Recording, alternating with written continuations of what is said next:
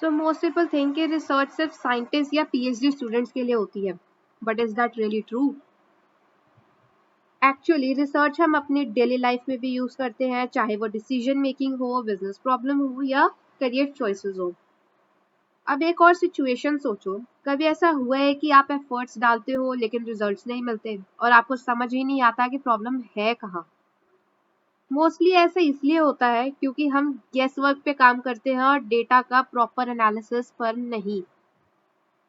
सो अगर हम proper data collect करें, उसे एनालाइज करें और उसी के बेसिस पर डिसीजन लें, तो क्लैरिटी भी आती है और रिजल्ट्स भी इंप्रूव होते हैं। So this is called research, और इसी स्ट्रक्चर्ड प्रोसेस को हम रिसर्च कहते हैं। अब इसी कंसेप्ट को हम फॉर्मली पढ़ते हैं बिजनेस रिसर्च मेथड्स के थ्रू, और ये सब्जेक्ट स्पेशली इंपॉर्टेंट है उन स्टूडेंट्स के लिए जो नेक्स्ट सेमेस्टर में रिसर्च वर्क, प्रोजेक्ट्स या रिपोर्ट्स बनाने वाले हैं। So without wasting time, start करते हैं introduction to business research methods. So BRM भी हम बोलते हैं बिजनेस रिसर्च मेथड्स को। सो BRM एक सिस्टमैटिक प्रोसेस है जिसपे हम डेटा कलेक्ट करते हैं बिजनेस प्रॉब्लम्स को सॉल्व करने के लिए। फॉर एग्जाम्पल, आपका यूट्यूब चैनल है और आपके यूट्यूब वीडियोस पर व्यूज नहीं आ रहे, सो आप रिसर्च करोगे कि ऑडियंस देखना क्या चाहती है और उसी बेसिस पर आप डिसीजन लोगे और उस प्रॉब्लम को सॉल्व करोगे। नेक्स्ट हम बात करते हैं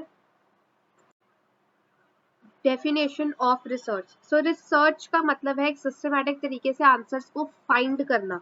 फॉर एग्जाम्पल, डेली लाइफ में एग्जाम के लिए रैंडम पढ़ाई नहीं करोगे ना, प्रॉपर प्लानिंग प्लस प्रैक्टिस करोगे तभी रिसर्च माइंडसेट आएगा। सो नेक्स्ट अब हम बात करते हैं बिजनेस रिसर्च की डेफिनेशन की। सो बिजनेस प्रॉब्लम को सॉल्व करने के लिए रिसर्च यूज करना, that is the definition of business research.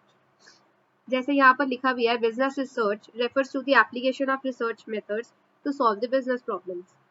So for example, why are customers not buying a product, ये भी एक रिसर्च है। और एक एग्जाम्पल हम और ले सकते हैं, जोमैटो को पता करना है लोग लेट डिलीवरी से अपसेट क्यों है, that is also a business research. Next हम बात करते हैं ऑन्टोलॉजी एंड एपिस्टेमोलॉजी की। तो सबसे पहले हम बात करते हैं ऑन्टोलॉजी की। सो ऑन्टोलॉजी का मतलब है रियलिटी क्या है, यानी हम यह समझने की कोशिश करते हैं कि जो चीज हम देख रहे हैं क्या वो सबके लिए सेम है या डिफरेंट हो सकती है। नहीं समझ आया? एग्जाम्पल के थ्रू समझते हैं। First example, restaurant experience. अब सेम रेस्टोरेंट में दो लोग जाते हैं, पर्सन ए और पर्सन बी। पर्सन ए कहता है कि फूड अमेजिंग था, पर्सन बी कहता है कि फूड जो था वो एवरेज था। रियलिटी सेम थी, सेम रेस्टोरेंट था, बट एक्सपीरियंस डिफरेंट था। सो ऑन्टोलॉजी ये क्वेश्चन पूछता है, क्या रियलिटी एक ही है या मल्टीपल रियलिटीज एग्जिस्ट कर सकती है। एक और एग्जांपल के थ्रू समझते हैं। For example, online class. अब एक स्टूडेंट कहता है कि ऑनलाइन क्लास बहुत हेल्पफुल है, दूसरा स्टूडेंट कहता है कि ऑनलाइन क्लास बोरिंग है। सेम सिचुएशन थी लेकिन डिफरेंट रियलिटी परसेप्शन था। सो ये याद रखना, ontology is equal to the reality क्या है। ऑन्टोलॉजी हमेशा पूछेगा कि रियलिटी क्या है। उसके बाद हम बात करते हैं एपिस्टेमोलॉजी की। How do we know reality, knowledge कैसे मिलती है हमें। एपिस्टेमोलॉजी का मतलब ये है कि हमें नॉलेज कैसे मिलती है। तो नॉलेज हमें कैसे मिल सकती है, पहला डेटा से, दूसरा ऑब्जर्वेशन से, तीसरा एक्सपीरियंस से, या फिर इंटरव्यूज और सर्विस से। तो इसको भी एक एग्जाम्पल के थ्रू समझते हैं। First example, YouTube growth.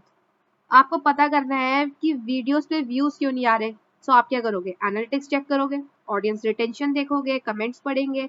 सो ये सब मेथड्स हैं नॉलेज लेने के, दैट इज एपिस्टेमोलॉजी। एक और एग्जांपल के थ्रू समझते हैं। टीचर को पता करना है कि स्टूडेंट वीक क्यों है, सो वो क्या मेथड्स यूज करेंगे, टेस्ट लेंगे, क्लास ऑब्जर्वेशन देखेंगे, स्टूडेंट से बात करेंगे। सो ये डिसाइड करना कि कौन सा मेथड यूज करें, that is epistemology. Now next is research philosophies. ये बताती है कि हम रियलिटी को कैसे देखते हैं। तो इसमें तीन चीजें आती हैं, पॉजिटिविज्म, रियलिज्म और तीसरा इंटरप्रिटिज्म। सबसे पहले आता है पॉजिटिविज्म, जिसमें हम फैक्ट्स और नंबर्स चेक करते हैं। फॉर एग्जांपल, 100 लोगों का सर्वे किया और 70 लोगों ने उसमें से बोला कि हमें इंस्टाग्राम रील पसंद है। तो यहाँ से कंक्लूजन क्या निकल के आया कि रील्स पॉपुलर है। सेकेंड इज रियलिज्म, जहाँ पर रियलिटी प्लस एक्सपीरियंस देखने को मिलता है। सबसे अच्छा एग्जाम्पल, मूवी।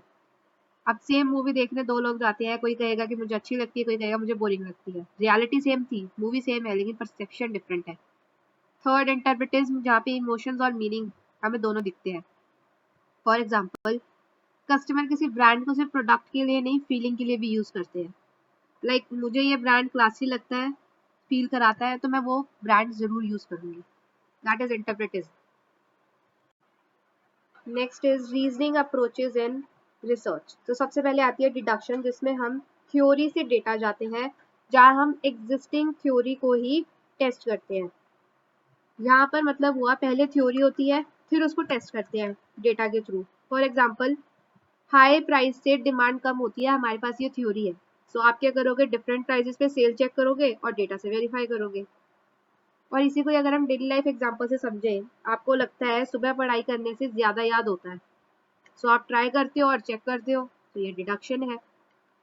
फिर आते हैं इंडक्शन पे, जहाँ हम डेटा से थ्योरी जाते हैं और यहाँ पर हम न्यू थ्योरी बनाते हैं। फॉर एग्जाम्पल पहले ऑब्जर्वेशन करते हैं, फिर थ्योरी बनाते हैं। तो एग्जाम्पल के तौर पे हमने ऑब्जर्व किया कि लोग जो है ऑनलाइन शॉपिंग ज़्यादा कर रहे हैं, डिस्काउंट पे ज़्यादा खरीदते हैं। तो कंक्लूजन क्या होता है, यहाँ पर पीपल जो है वो प्राइस सेंसिटिव है। और इसी को अगर हम डेली लाइफ एग्जाम्पल से समझे, आप देखते हो कि हर बार रील से फनी कंटेंट वायरल होता है, तो आप कंक्लूड करते हो कि funny content works the best. So now next is terminologies of research. So सबसे पहले आता है कंसेप्ट, जैसे हम बेसिक आइडिया या थॉट बोलते हैं। For example customer satisfaction, profit, growth. Then second is construct, मतलब कॉम्प्लेक्स कॉन्सेप्ट जो डायरेक्टली मेजर नहीं होता। For example brand loyalty, happiness. और मेजर कैसे करते हैं हम, indirectly, for example surveys, ratings etcetera के थ्रू। थर्ड आता है वेरिएबल्स, जो बहुत इंपॉर्टेंट भी है, जो चेंज हो सकता है।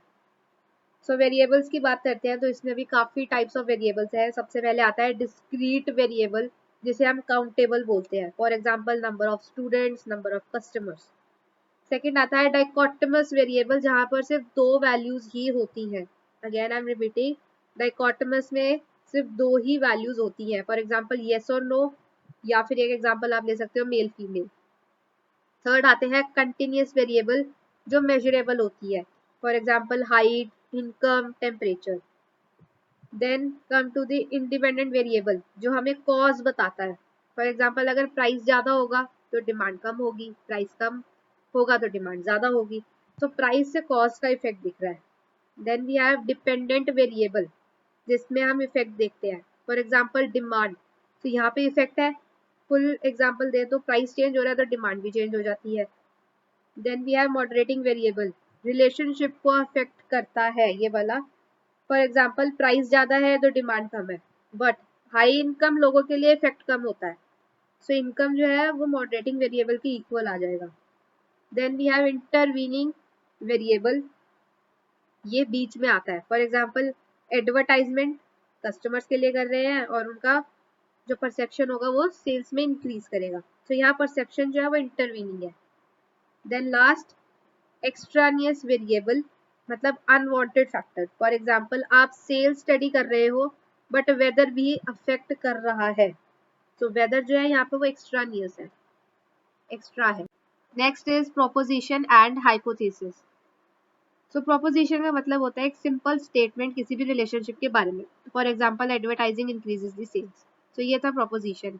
नेक्स्ट आता है हाइपोथेसिस, जिसे हम टेस्टेबल स्टेटमेंट बोलते हैं।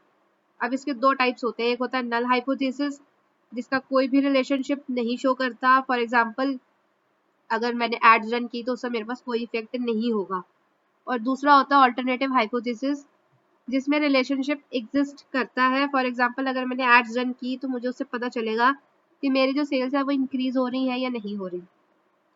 So this is about the hypothesis, जो टेस्टेबल स्टेटमेंट होती है। और इसमें दो टाइप्स है, नल हाइपोथेसिस और ऑल्टरनेटिव हाइपोथेसिस। नल हाइपोथेसिस में कोई रिलेशनशिप शो नहीं होता, ऑल्टरनेटिव हाइपोथेसिस में रिलेशनशिप एग्जिस्ट करता है।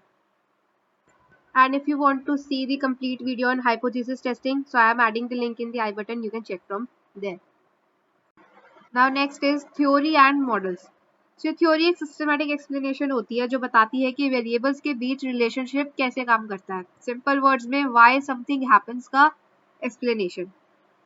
For example consumer behavior theory, ये explain करती है कि customers कैसे decision लेते हैं, price, quality, brand, emotion सब का effect होता है।